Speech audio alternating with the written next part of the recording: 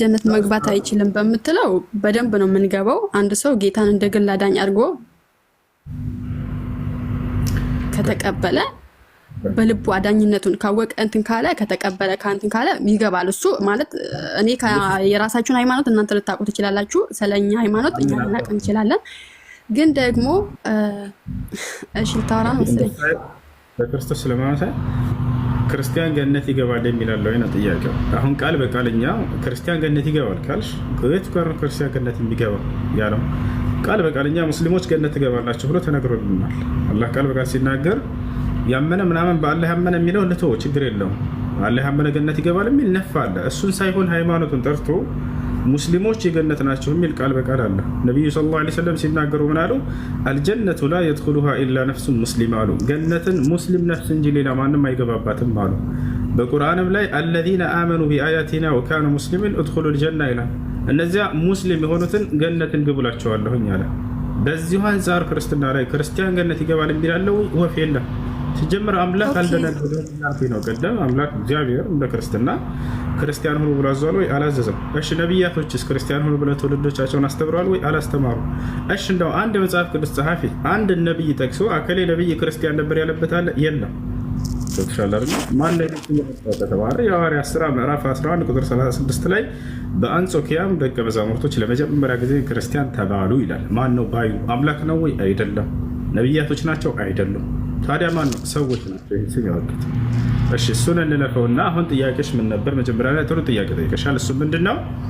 በገነት ውስጥ አምላክን እያመሰገናችሁ ትኖራላችሁ ወይ? አዎ አላህ ሱብሓነሁ ወተዓላ ቃል በቃል እንዳውም እኛ ልታስተውሉ የሚገባው ነገር በጀነት ውስጥ ትልቁ ጸጋ ከአምላካችን ጋር የሚኖረን መንፈሳዊ ህይወት ነው። አላህ በቁርአን ላይ ይናገራል። ስለ ጀነት ጸጋ ከገለጸ በኋላ ወዐደ አላሁ አለዚነ አመኑ ወዐሚሉ ሷሊሓት ጀናትን ተጅሪ ሚን ተሕቲሃ አልአንሃር ወመሳኪነ ጠይበተን ጥሩ ህይወት በገነት ውስጥ ይኖራሉ ካለ በኋላ ምን አለ?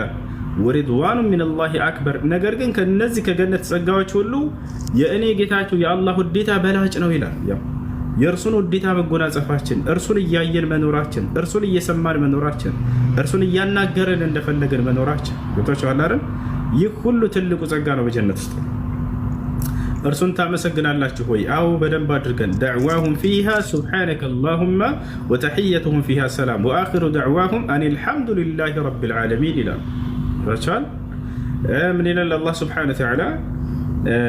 ወቃሉ አልሐምዱሊላሂ አለዚ ሰደቀና وعده وأورثنا الأرض نتبوأ من الجنة حيث نشاء فنعم أجر العاملين.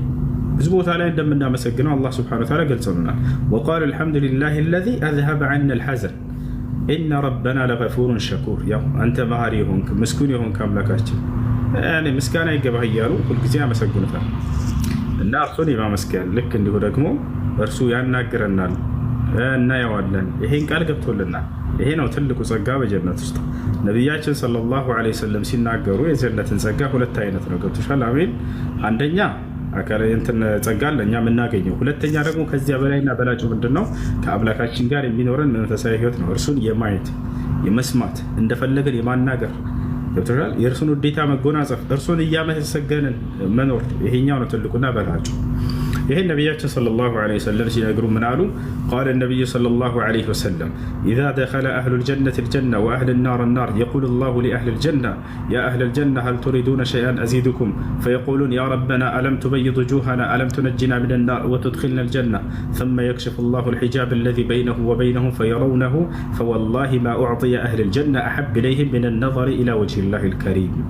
ነቢያችን ሰለላሁ ዐለይሂ ወሰለም ናቸው ይህን ቃል የተናገሩት። ምን አሉ? ኢዛ ደኸለ አህሉል ጀነቲ አልጀነ ወአህሉን ናር አናር አሉ። የገነት ሰዎች ወደ ገነት ከገቡ በኋላ የእሳትም ሰዎች ወደ እሳት ከገቡ በኋላ የቁሉ ላሁ ሊአህሊል ጀነ አላህ ለገነት ሰዎች እንዲህ ይላቸዋል አሉ። ያ አህለል ጀነ ይላቸዋል፣ እናንተ የጀነት ባለቤቶች ሆይ፣ እናንተ የጀነት ሰዎች ሆይ ሀል ቱሪዱነ ሸይአን አዚዱኩም እንደው ከዚህ ሌላ የምጨምርላችሁ ጸጋ ትፈልጋላችሁ ይላቸዋል። አዎ ፈልጋለን አይሉም። ለምን? የመስገብገብ ባህሪ ከልባቸው ተመንጭቆ ወጥቷል። ትልቁ ጸጋ ደግሞ ይሄኛው ነው። በውስጥህ ላይ ያለ ክፋት ነገር እንዳለ መንጭቆ ያወጣል ጀነት ከመግባታችን በፊት። ወነዘዕና ማ ፊ ሱዱሪሂም ሚን ጊላል በውስጣቸው የነበረ ቅናቻን ባህሪ ምንጭቅ አድርጌ ያወጣላቸዋለሁ እኛ ለገነት ከመግባታቸው በፊት። የለም ይሄ ነገር አሁን እንፈልጋለን የሚለው ጸጋ ያልተሟላለት አካል ነው አይደል? ሌላ የመፈለግ ባህሪ ያለው ላይ የጀነት ሰው ይሄን አይልም። ሁሉ የተሟላበት ዓለም ነውና ታዲያ ምንድነው የሚያደርጉት ከተባለ የተሰጣቸውን በማመስገን ይመልሱለታል።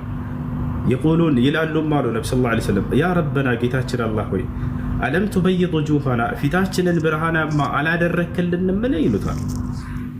ወነጀይተና ሚነናር ከእሳት አላዳንከንም ወአድኸልተና ልጀነ ጀነትን አላስገባህንም ከዚህ በላይ ምን ጸጋ ይኖራል? ያው ሁሉን ሰጥተህናል ይላሉ።